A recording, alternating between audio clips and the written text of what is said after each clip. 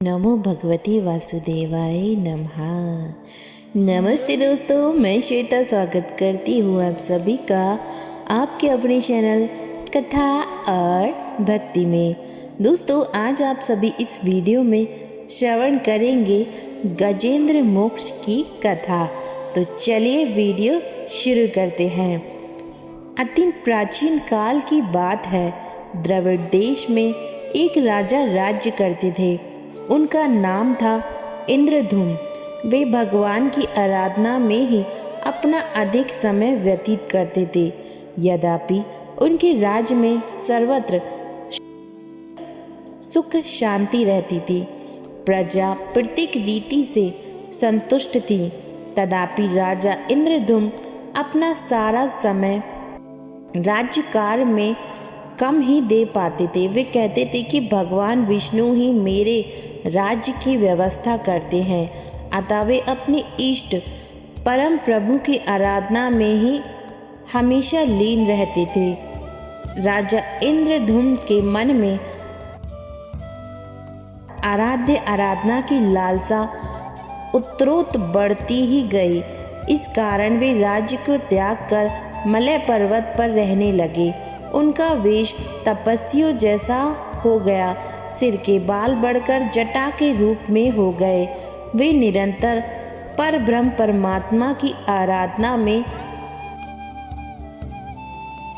में लीन रहते थे। उनके मन और प्राण भी श्री हरि के चरण कमलों में मधुकर बने रहते। इसके अतिरिक्त उन्हें जगत की कोई वस्तु नहीं सुहाती। उन्हें राज, कोश, प्रजा तथा पत्नी आदि किसी प्राणी या पदार्थ की स्मृति ही नहीं होती थी।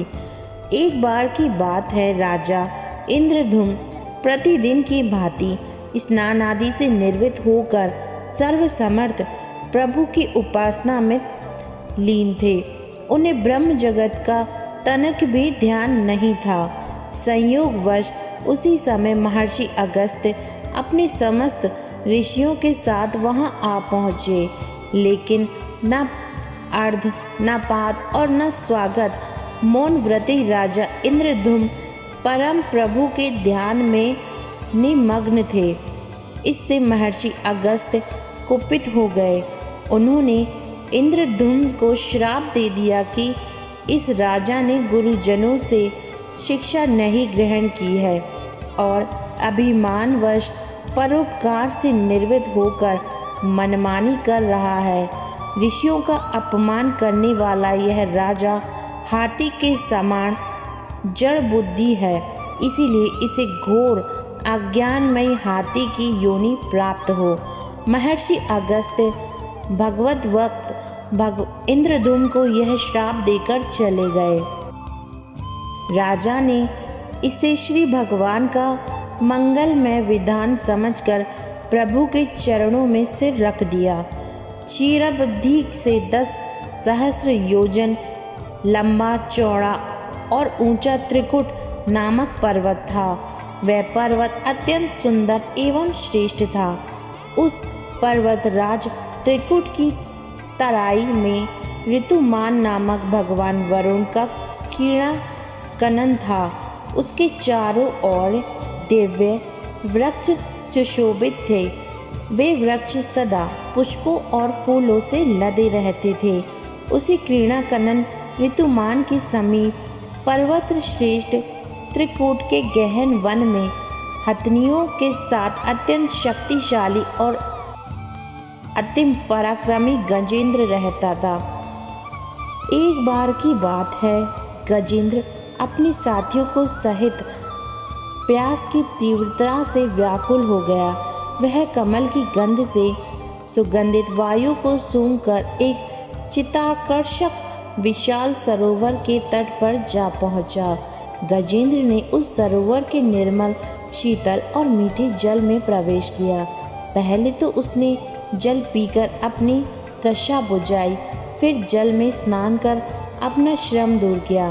तत्पश्चात उसने जल क्रीड़ा आरंभ कर दी। वह अपनी सूंड से जल भरकर उसकी फुहारों से हथनियों को स्नान कराने लगा। तभी अचानक गजेंद्र ने सूंड उठाकर चित्कार की। पता नहीं किधर से एक मगर ने आकर उसका पैर पकड़ लिया था। गजेंद्र ने अपना पैर छुड़ाने के लिए पूरी शक्ति लगाई, परंतु उसका वश नहीं चला और पैर नहीं छूटा। अपने स्वामी गजेंद्र को ग्रहास्त देखकर हथनियाँ, कलंब और अन्य गज अत्यंत व्याकुल हो गए। वे सूंड उठाकर चिंघाड़ने लगे। गजेंद्र को बचाने के लिए सरोवर के भीतर बाहर दौड़ने लगे। उन्होंने पूरी चेष्टा की लेकिन सफल नहीं हुए। महर्षि अगस्त्य के श्राप से राजा इंद्रधुम्न ही गजेंद्र हो गए थे और गंधर्व श्रेष्ठ हुहु महर्षि देवल के श्राप से ग्राहक को हो गए। वे भी अत्यंत पराक्रमी थे। संघर्ष चलता रहा। गजेंद्र स्वयं को बाहर खींचता और ग्रह गजेंद्र को भीतर खींचता। सरोवर का निर्मल जल धुंधला हो गया। कमल दल छत विछत हो गए। जल जंतु व्याकुल हो उठे। गजेंद्र और मगर का संघर्ष 1 सहस्र वर्ष तक चलता रहा। दोनों जीवित रहे। इस दृश्य देखकर देवगण चकित हो गए। अतः गजेंद्र का शरीर शिथिल हो गया। उसके शरीर में शक्ति और मन में उत्साह नहीं रहा, परंतु जलचर होने के कारण ग्रह की शांति में कोई कमी नहीं आई। उसकी शक्ति बढ़ गई और वह नवीन उत्सव से अधिक शक्ति लगाकर गजेंद्र को खींचने लगा। असमर्थ गजेंद्र के प्राण संकट में पड़ गए।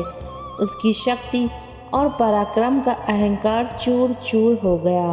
वह पूर्णतः निराश हो गया, किंतु पूर्व जन्म की निरंतर भगवत आराधना के फल स्वरूप उसे भगवत स्मृति हो गई। उसने निश्चय किया कि मैं कराल काल के भय से चराचर प्राणियों के शरण सर्वसमर्थ प्रभु की शरण ग्रहण करता हूँ। इस निश्चय के साथ गजेंद्र मन को एकाग्र कर पूर्व जन्म में सीखे श्रेष्ठ स्तोत्र द्वारा परम प्रभु की स्तुति करने लगा। गजेंद्र की स्तुति सुनकर सर्वदेव रूप भगवान विष्णु प्रकट हो गए।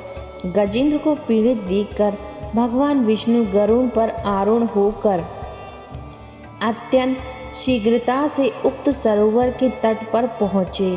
जब जीवन से निराश तथा पीड़ा से झटपटाते गजेंद्र ने हाथ में चक्र लिए गरुड़ आसन भगवान विष्णु को तीव्रता से अपनी ओर आते देखा तो उसने कमल का एक सुंदर पुष्प अपनी सूंड में लेकर ऊपर उठाया और बड़े कष्ट से कहा, नारायण नारायण भगवान, आपको नमस्कार है। गजेंद्र को अत्यंत पीड़ित देखकर भगवान विष्णु गरुड़ की पीठ से कूद पड़े और गजेंद्र के साथ मगर को भी सरोवर से बाहर खींच लाए और तुरंत अपनी तीक्ष्ण चक्र से मगर का मुंह फाड़कर गजेंद्र को मुक्त कर दिया। ब्रह्मादि देवगण भी हरि की प्रशंसा करते हुए उनके ऊपर सुमन पुष्पों की वर्षा करने लगे। सिद्ध और ऋषि महर्षि पर ब्रह्म भगवान विष्णु का गुणगान करने लगे। मगर दिव्य शरीरधारी हो गया। उसने विष्णु के चरणों में सिर रख कर प्रणाम किया और भगवान विष्णु के गुणों की प्रशंसा करने लगा। भगवान विष्णु के मंगलमय वरद हस्त से स्पर्श से पाप मुक्त होकर अभिक्त शक्त हुहु गंधर्व ने प्रभु की परिक्रमा की और उनके त्रैलोक्य वंदित चरण कमलों में प्रणाम कर अपने लोक चला गया। भगवान विष्णु ने गजेंद्र का उद्धार कर उसे अपना पार्षद बना लिया। गंधर्व सिद्ध और देवगण उनकी लीला का गान करने लगे। गजेंद्र की स्तुति से प्रसन्न होकर भगवान विष्णु ने सबके समक्ष कहा, प्यारे गजेंद्र, जो लोग ब्रह्म मुहूर्त में उठकर तुम्हारी की हुई स्तुति से मेरा स्तवन करेंगे, उन्हें मैं मृत्यु के समान निर्मल बुद्धि का दान करूँगा। यह कहकर भगवान विष्णु ने पार्षद रूप में गजेंद्र को साथ लिया और गरुड़ आसन होकर अपने दिव्य धाम को चले गए। भगवान अपने भक्तों पर बहुत जल्दी प्रसन्न हो जाते हैं और उन्हें सभी सुख प्रदान करते हैं। गजेंद्र नामक हाथी का श्री हरि से पिछले जन्म का नाता था, जिसके कारण वे उसके रुदन पर नंगे पैर ही भागे चले आए। जब गजेंद्र संकट में पड़ा था और उसने भगवान विष्णु की जो स्तुति की है, इसी स्तुति को गजेंद्र मोक्ष स्तोत्र कहते हैं।